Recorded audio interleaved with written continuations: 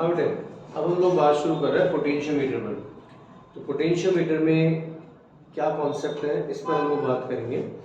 देखिए जो नेम है वो डेफिनेशन है potentiometer. It is a meter which calculate और measure electric potential difference, EMF of cell, terminal potential of cell. It means all about potential. ये एक ऐसा डिवाइस है, एक ऐसा मीटर, एक ऐसा सेटअप है जो कि इलेक्ट्रिक पोटेंशियल से रिलेटेड हर एक टर्म को, हर एक कंडीशंस को प्रॉपरली मेजर करेगा, प्रॉपरली काउंट करेगा और सबसे बड़ी बात है एररलेस काउंट करेगा। इसकी सबसे बड़ी खास बात ये है, पोटेंशियोमीटर का काम तो वोल्टमीटर भी करता है। वोल्टमीटर भी वही पोटेंशियल डिफरेंस वगैरह काउंट करता है, पोटेंशियल ड्रॉप काउंट करता है, वही काम पोटेंशियोमीटर कर रहा है। वोल्टमीटर छोटा सा डिवाइस है, कॉम्पैक्ट साइज है, अटैच्ड है, पूरा सिर्फ आपको वायरिंग में अटैच करनी है, अटैच करते ही सीधा आपको रीडिंग देगा। इसके अंदर आपको ना बहुत सारे तामझाम करने पड़ेंगे, सर्किट अटैच करने पड़ेंगे, फिर रीडिंग लेनी पड़ेगी और तब जाकर आप कैलकुलेट करके फिर फाइनल आंसर निकालेंगे। लेकिन फिर भी वोल्टमीटर के कंपैरिजन में पोटेंशियोमीटर को प्रेफर किया जाता है। काम सेम है, लेकिन बेटा वोल्टमीटर की रीडिंग में हमेशा एरर होगा, लेकिन पोटेंशियोमीटर की रीडिंग में कभी भी एरर नहीं होगा। यही इसकी खास बात है। पोटेंशियोमीटर सारे इलेक्ट्रिक पोटेंशियल की कंडीशंस को मेजर करेगा। Electric potential, potential difference, potential drop, EMF of cell, terminal potential of cell, thermo EMF, हर चीज़ काउंट करेगा और एररलेस काउंट करेगा। ठीक है। इसके अलावा potentiometer according to suitable circuit ये अननोन रेजिस्टेंस को काउंट कर सकता है। मतलब जो काम व्हीटस्टोन या मिडलब्रिज कर रहा है वो भी कर सकता है। ये अननोन करंट को काउंट कर सकता है, जो काम एमीटर कर रहा है वो भी ये कर सकता है। समझ रहे हैं बात को? अननोन रेजिस्टेंस वगैरह, internal resistance of cell, thermo EMF बेटा मिली या माइक्रो रेंज में होता है, वोल्ट में, उसको भी काउंट कर सकता है, वो एक्यूरेसी के साथ काउंट कर सकता है। इसकी खास बात है। ठीक है। वोल्टमीटर के कंपैरिजन में पोटेंशियोमीटर को प्रेफर क्यों करते हैं, इसको आप लोग बाकायदा प्रैक्टिकली फील कर सकते हैं। ये सपोज एक रेजिस्टेंस है हमारे पास, आपने इसे किसी सेल और बैटरी से अटैच कर दिया बच्चों। ठीक है। स्विच ऑन करने पर करंट फ्लो हुआ। अब रेजिस्टेंस से पोटेंशियल ड्रॉप है, पोटेंशियल डिफरेंस कितना होगा, V = I × R। ठीक है। अब अगर आप वोल्टमीटर अटैच करते हैं तो वोल्टमीटर कहाँ अटैच करेंगे? वायर के पैरेलल। ये लीजिए आपने कनेक्ट कर दिया था पैरेलल में। अब पैरेलल में जैसे आपने वोल्टमीटर अटैच किया पैरेलल वोल्टमीटर अटैच कर दिया तो जो भी करंट आएगा उस करंट में बाइफरकेशन होगा, डिवाइड होगा ना करंट। अब यहाँ करंट सपोज कीजिए I' चला गया तो रेजिस्टेंस में कितना करंट पास होगा, I - I'। सपोज ये करंट था 10 एम्पियर, यहाँ से अगर अपना 1 एम्पियर निकल गया तो 9 एम्पियर ही बचेगा। देखिए एक्चुअल रीडिंग क्या आनी चाहिए थी, जब ये वोल्टमीटर अटैच नहीं था तो 10 एम्पियर करंट पूरा का पूरा रेजिस्टेंस से पास हो रहा था, तो रीडिंग क्या आनी चाहिए थी 10 R। यस। लेकिन वोल्टमीटर अटैच करने पर आपकी रीडिंग जो आएगी वो कितनी आएगी, 9 R। तो वोल्टमीटर कभी भी एक्चुअल रीडिंग नहीं देता है। अगर आपने वोल्टमीटर को रेजिस्टेंस को बढ़ाने की कोशिश की, वोल्टमीटर रेजिस्टेंस को, तो क्या होगा, करंट यहाँ कम अप्रोच करेगा। आपने वोल्टमीटर रेजिस्टेंस बढ़ाया तो करंट यहाँ 1 की जगह सपोज 0.1 एम्पियर जा रहा है, तो बेसिक रेजिस्टेंस में कितना करंट पास होगा, 9.9। लेकिन गड़बड़ तो होगी डेफिनेटली। तो बेटा रीडिंग कितनी आ रही है, 9.9 R। इन एक्यूरेट रीडिंग तो कभी भी नहीं आ पाएगी। ठीक है। एक्यूरेट रीडिंग कब आएगी, जब वोल्टमीटर करंट एक्सेप्ट ही ना करे। और वोल्टमीटर अगर करंट एक्सेप्ट नहीं करे तो उसका रेजिस्टेंस कितना होना चाहिए, इनफिनिट। और अगर आप सोचिए वोल्टमीटर अगर करंट एक्सेप्ट ही नहीं करेगा तो रीडिंग कहाँ से देगा। तो देखो हमेशा ध्यान रखना, वोल्टमीटर और एमीटर अगर आपको रीडिंग दे रहे हैं तो एक कंफर्म है कि उनकी रीडिंग में कुछ ना कुछ एरर तो होगा, कुछ भी एरर होगा, कम होगा, ज़्यादा होगा, एरर तो होगा। ठीक है। जबकि पोटेंशियोमीटर जो होता है वो हमेशा आपको एग्जैक्ट रीडिंग देता है। रीजन क्या है, रीजन है कि जब भी आप इसे रीडिंग काउंट करते हो तो उस कंडीशन को बोलते हैं बैलेंस कंडीशन। और बैलेंस कंडीशन में पोटेंशियोमीटर अननोन सर्किट को करंट प्रोवाइड भी नहीं करता, तो उससे करंट एक्सेप्ट भी नहीं करता, करंट देता भी नहीं है तो करंट लेता भी नहीं। इस वजह से पोटेंशियोमीटर की रीडिंग आएगी वो एक्यूरेट आएगी। इसीलिए एक बात और, पोटेंशियोमीटर को आइडियल वोल्टमीटर भी कहा जाता है और पोटेंशियोमीटर को volt meter with infinite resistance भी कहा जाता है। तो ना पोटेंशियोमीटर को आइडियल वोल्ट मीटर या फिर volt meter with infinite resistance ये भी कहा जाता है। ये रीडिंग लेते टाइम मतलब अपनी बैलेंस कंडीशन में ना तो अननोन सर्किट को करंट देगा ना उससे करंट वापस लेगा, ठीक है। बेसिकली पोटेंशियोमीटर कुछ और नहीं है, मीटर ब्रिज वायर को लेंथ मतलब उसकी लेंथ बढ़ा देते हैं। मीटर ब्रिज वायर की सारी प्रॉपर्टी सेम रहेगी, लेंथ ऑफ 1 मीटर थी, यहाँ पर 10 मीटर होती है, 10 मीटर लेंथ को आप लोग इस तरह से अरेंज कर देते हैं। ये पूरा पोटेंशियोमीटर वायर आपके सामने है, जिसको कि हम लोग बड़ा सर्किट में ए टू बी इस तरह की स्ट्रेट लाइन में शो कर देते हैं। एक्चुअल में वायर इस तरह से असेंबल किया हुआ होता है, ठीक है बेटा। पोटेंशियोमीटर के लिए प्राइमरी सर्किट है, सेकेंडरी सर्किट है। प्राइमरी सर्किट में आपने एक वोल्टेज सोर्स और सेल और बैटरी, उसको मैंने ईपी नाम दिया था, ई फॉर प्राइमरी सर्किट। इसमें की है, एक रियोस्टेट है, ठीक है। ये प्राइमरी सर्किट है पोटेंशियोमीटर का। सेकेंडरी सर्किट पोटेंशियोमीटर के नीचे है। यहाँ सपोज एक अननोन ईएमएफ सोर्स है ना, एक सेल है जिसका ईएमएफ हमें पता नहीं है, इसका ईएमएफ हमें पता लगाना है, ठीक है बेटे। तो आप क्या करेंगे, सेकेंडरी सर्किट में जितने भी सेल बैटरी वगैरह अटैच करेंगे उन सबके पॉजिटिव टर्मिनल को पोटेंशियोमीटर के हाई पोटेंशियल पॉइंट से और नेगेटिव टर्मिनल को गैल्वेनोमीटर एंड देन जॉकी जे और स्लाइडिंग की जे से कनेक्ट करेंगे, ठीक है बेटा, कोई दिक्कत नहीं। अब देखिए स्विच ऑन, बेसिक फंडा पढ़ रहा है। स्विच ऑन करते प्राइमरी सर्किट में करंट फ्लो स्टार्ट हो जाएगा आईपी,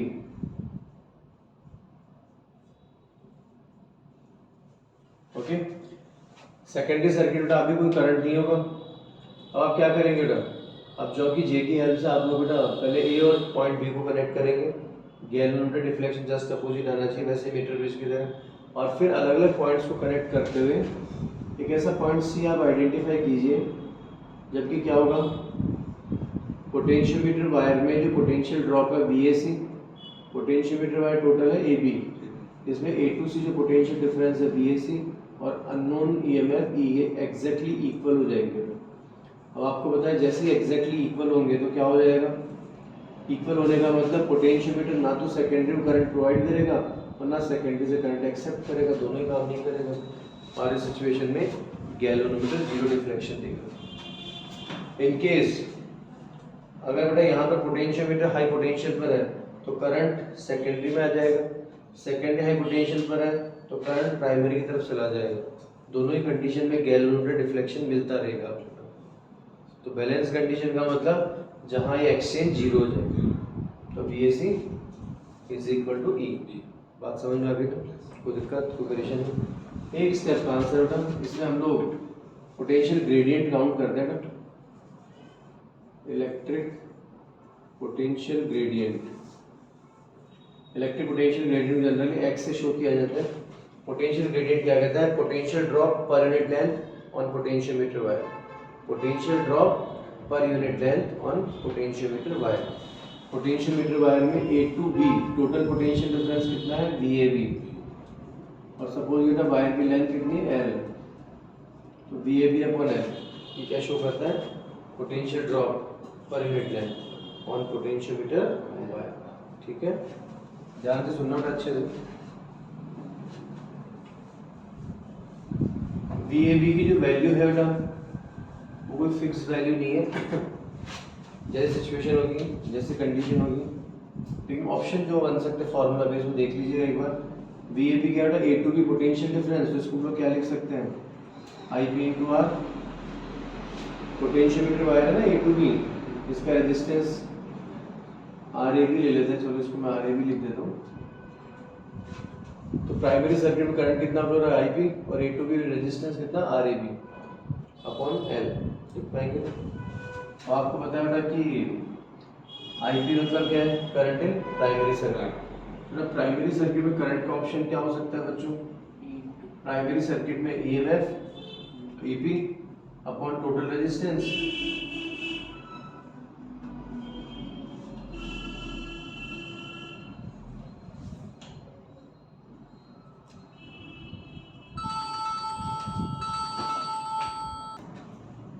हाँ बेटे।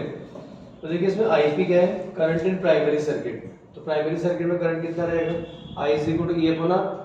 तो देखिए प्राइमरी सर्किट में टोटल EMF EP, अब टोटल रेजिस्टेंस कितना हो सकता है प्राइमरी सर्किट में RAB, देन RH रियोस्टेट हो सकता है, ऑप्शन है कि सेल का इंटरनल रेजिस्टेंस आपको दे दिया जाए, दे तो इंटरनल रेजिस्टेंस ऑफ सेल लेना पड़ सकता है, ये सिर्फ ऑप्शन है, ठीक है। कुछ भी एक्स्ट्रा रेजिस्टेंस दे दिया, सपोज आपको कहते हैं कि 10 ओम एक्स्ट्रा रेजिस्टेंस अटैच कर दिया, तो वहाँ पर जो भी एक्स्ट्रा रेजिस्टेंस आपने यूज़ किया था वो REX के फॉर्म में हम लोग यूज़ कर लेंगे। बाकी समझ में आ गई ना। तो ये कुछ कंडीशंस आपके सामने हैं, ओके। चलिए आगे बढ़ते हैं। अब इसी सीक्वेंस में थोड़ा और अगर हम फर्दर मूव करें तो बच्चों याद कीजिए, आपने पढ़ा था R = ρL/A, याद है क्या? तो A2 की रेजिस्टेंस कितना है? RAB/L। तो आप क्या दे सकते हैं? ρ/A दे सकते हैं क्या? तो इसी फॉर्मूले में हम लोग और भी कुछ लिख सकते हैं, X = IP और R/L को हम लोग ρ/AB दे सकते हैं। तो ये सब ऑप्शन है, जैसी सिचुएशन हो न्यूमेरिकल में उसके अकॉर्डिंग आपको वैल्यू सेटल करनी पड़ेगी, ठीक है। तो दिक्कत, तो बच्चों चलिए ध्यान दीजिए। X क्या है? Potential drop per unit length. तो पॉइंट C क्या है? बैलेंस पॉइंट हो गया, पॉइंट C क्या हो गया? Balancing point. तो अब देख ध्यान देना, हाई पोटेंशियल से इस बैलेंसिंग पॉइंट तक की जो लेंथ है उसे बोलेंगे बैलेंसिंग लेंथ। मीटर ब्रिज की तरह यहाँ पर L1 और L2 मतलब L और 100 - L नहीं ली जाती है, इसमें सिर्फ हाई पोटेंशियल की तरफ से बैलेंसिंग पॉइंट तक की जो बैलेंसिंग लेंथ है IL वो ही काउंट की जाती है, ठीक है। तो देखिए ना, अगर हम इस पर बात करें तो BAC कितना हो गया? A से C तक का पोटेंशियल डिफरेंस कितना हो गया? Potential drop per unit length कितना है? X। तो L लेंथ में कितना हो जाएगा? X × L। यस और नो? पोटेंशियल डिफरेंस या फिर potential drop per unit length कितना है? X। तो L लेंथ में कितना हो जाएगा? X × L। ये BAC की वैल्यू है। अभी वैल्यू पुट कर दीजिए, तो unknown value E = XL, okay. तो अननोन EMF किसके इक्वल है? BAC, और BAC किसके इक्वल है? XL। तो इस तरह से हमें वाई वैल्यू मिल जाती है। अननोन EMF हमें मिल गया है। क्या मेरी वर्ड समझ में आया? आप लोगों को दिक्कत नहीं? तो सिर्फ प्रोसीजर एक बार दिमाग में आना जरूरी है। अगर ये प्रोसीजर आपके दिमाग में सेटल है तो जो पोटेंशियोमीटर में कोई भी एप्लीकेशन आ जाए कहीं आपको दिक्कत महसूस नहीं होगी, कहीं भी नहीं, ठीक है। चलिए देखते हैं। हाँ बेटे ध्यान दीजिएगा, ये हमारे पास एप्लीकेशन है comparison of unknown EMF by potentiometer. तो देखिए बेटा, पोटेंशियोमीटर की हेल्प से हम लोग अननोन EMF कंपेयर कर रहे हैं। यहाँ पर सबसे पहले हमारे पास क्या है? EMF सोर्स EP की के rheostat RH connect in series combination with potentiometer wire AB। Primary circuit completed. अब सेकेंडरी सर्किट में हमारे पास जो सेल यूज करने हैं unknown EMF source E1 and E2, उनको किस तरह से अटैच किया है कि दोनों के positive terminals high potential point A से कनेक्ट किए और दोनों के नेगेटिव टर्मिनल्स को आपने एक्सट्रीम पॉइंट है X एंड Z किसके? 2 वे की के उनसे अटैच किया। तो जो 2 वे की है XYZ, उसके एक्सट्रीम पॉइंट X और Z से आपने कनेक्ट किया है। मिड पॉइंट Y को आपने गैल्वेनोमीटर एंड देन स्लाइडिंग की J और जो कि J से कनेक्ट किया। समझ में आगे बात? कोई दिक्कत नहीं। ये सर्किट है। अब अगर हम मैकेनिज्म की बात करें तो देखो ये जो पॉइंट्स होंगे ना, इन पर क्वेश्चन बने तो मैकेनिज्म समझ लो, कौन प्राइमरी कौन सेकेंडरी, आपको लिख के नहीं देगा, आपको खुद को आइडेंटिफाई करना पड़ेगा। आपको कह देगा इस तरह से क्वेश्चन घुमाएगा, 10 volt cell attached in circuit with potentiometer wire and balancing length is 153 centimetre for 5 volt cell. अब आप इसमें थोड़ा आपको दिमाग को बैलेंस रखना पड़ेगा कि पहले तो 10 वोल्ट सेल अटैच किया, उसके लिए कोई बात नहीं कि इसका तो प्राइमरी में अटैच है। अब कह रहा है कि 5 वोल्ट के सेल के लिए आपको 153 सेंटीमीटर बैलेंसिंग लेंथ है, इसका तो सेकेंडरी में अटैच है। तो ये आपको लिख के नहीं देगा, आपको सोचना पड़ेगा। तो इनमें क्या ज्योमेट्री इसलिए इंपॉर्टेंट है, इसीलिए मैं प्रोसीजर भी आपको बता के चल रहा हूँ, वो इसीलिए बता के चल रहा हूँ, जो शॉर्ट में बता रहा हूँ, लेकिन प्रोसीजर सुनना जरूरी है, एक बार ध्यान दीजिएगा। तो बेटा हमने वो करना क्या है, अब सेकेंडरी सर्किट में जो सेल है उनके लिए बात करनी है। तो पहले हम लोग X और Y में कनेक्ट करेंगे ना, तो X Y में कनेक्शन दे दिया, तो E1 सेल कंटिन्यू है, तो जो कि J की हेल्प से E1 के लिए बैलेंसिंग लेंथ दीजिए। तो जो कि J की हेल्प से E1 के लिए सपोज बैलेंसिंग लेंथ कितनी है? L1। तो E1 = XL1। डन। फिर अब देखो बैलेंसिंग लेंथ कैसे लानी है, क्या लानी है, एक बार सुन चुके ना, अब वो बहुत आपके लिए। इसके बाद आप X to Y connection withdraw कीजिए और X to Y connection withdraw करके वाई टू जेड अटैच करिए। तो वाई टू जेड अटैच करते ई टू कंटिन्यू हो गया, तो जो कि जे की हेल्प से ई टू के लिए बैलेंसिंग लेंथ लीजिए। तो ई टू के लिए सपोज बैलेंसिंग लेंथ कितनी है एल टू, एक्सक्यूज कोई दिक्कत नहीं था, रेशियो कर दीजिए, कंपेयर करना तो E1/E2 equal to L1/L2, this is the answer. No tension, कोई दिक्कत नहीं। यहीं पर अगर कुछ ऐसा होता कि अभी तो दोनों अननोन है, तो भी ऐसा होता कि दोनों में से एक सेल नोन होता दूसरा अननोन होता तो कुछ खास नहीं था, जो भी अननोन होता उसको ट्रांसफर L1 L2 तो आपने खुद ने काउंट किया और बेटा E1 E2 में जो भी अननोन है उसको एक तरफ रखिए, बाकी को ट्रांसफर करके आप वैल्यू सेटल कर सकते हैं। तो इस तरह से आप इजीली हैंडल कर सकते हैं चीज़ों को, ठीक है, कोई दिक्कत कोई परेशानी नहीं। हाँ बेटे, अब हम लोग बात कर रहे हैं calculate internal resistance of cell with help of potentiometer. तो पोटेंशियोमीटर का प्राइमरी सर्किट तो एज इट इज है, जिस सेल का हमें तो बच्चों यहाँ पर unknown resistance internal resistance of cell हमें काउंट करना है। तो primary circuit as it is है, सेकेंडरी सर्किट में आपने वो सेल अटैच किया है जिसका इंटरनल रेजिस्टेंस मोलर आपको काउंट करना है, ठीक है। सेल का हाई पोटेंशियल मतलब पॉजिटिव टर्मिनल को पोटेंशियोमीटर के हाई पोटेंशियल पॉइंट से पॉइंट ए को हाई पोटेंशियल पॉइंट क्यों कहना है कि प्राइमरी का पॉजिटिव भी ए से कनेक्ट है और नेगेटिव टर्मिनल को गैल्वेनोमीटर और आगे स्लाइडिंग की जे या फिर जो कि जे से आप कनेक्ट कर देंगे।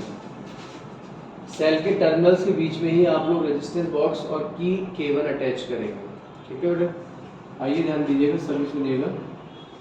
प्राइमरी सर्किट में स्विच ऑन, प्राइमरी में करंट फ्लो स्टार्ट, सेकेंडरी में केबल को भी आप ऑफ रखेंगे। तो केबल को ऑफ रखने मतलब यहाँ कोई करंट फ्लो नहीं होगा। अब जो कि जे की हेल्प से आप बैलेंसिंग लेंथ काउंट कीजिए। अब जो कि जे की हेल्प से जो भी बैलेंसिंग लेंथ आएगी सपोज L1, तो बैलेंसिंग लेंथ का मतलब क्या होगा कि सेल से ऊपर कोई करंट फ्लो नहीं होगा, नीचे भी कोई करंट फ्लो नहीं होगा, मतलब एक्चुअल में सेल से करंट फ्लो ही नहीं हो रहा। मतलब सेल से करंट फ्लो नहीं होता तो उस समय सेल का EMF अप्लाइड होता है। तो ये बैलेंसिंग लेंथ किसके लिए, EMF के लिए, ये ध्यान रखना, for EMF of cell. Cell की EMF के लिए बैलेंसिंग लेंथ कितनी है बच्चों, L1, तो E is equal to XL1। अब आप रेजिस्टेंस बॉक्स RB से कोई भी 1 ओम 2 ओम अप्लाई कीजिए और केबल को ऑन कर दीजिए। तो इस सेल से करंट फ्लो स्टार्ट हो गया। अब सेल से करंट फ्लो हो रहा है, इसका मतलब EMF अप्लाइड है, टर्मिनल पोटेंशियल अप्लाइड है। अब वापस से बैलेंसिंग लेंथ काउंट कीजिए। तो अब इस बार जो बैलेंसिंग लेंथ आएगी L2 L1 से छोटी आएगी, क्यों, क्योंकि इस बार बैलेंसिंग लेंथ टर्मिनल पोटेंशियल के लिए होगी। समझ गए बात को, कोई दिक्कत वाली बात नहीं। For terminal potential of cell, तो टर्मिनल पोटेंशियल V के लिए balancing length L2 V equal to XL2। तो अब इंटरनल रेजिस्टेंस आप इजीली कैलकुलेट कर सकते हैं। याद है V is equal to E minus I R, तो I into R is equal to E minus V दे सकते हैं क्या, ठीक है। तो R is equal to E minus V upon I.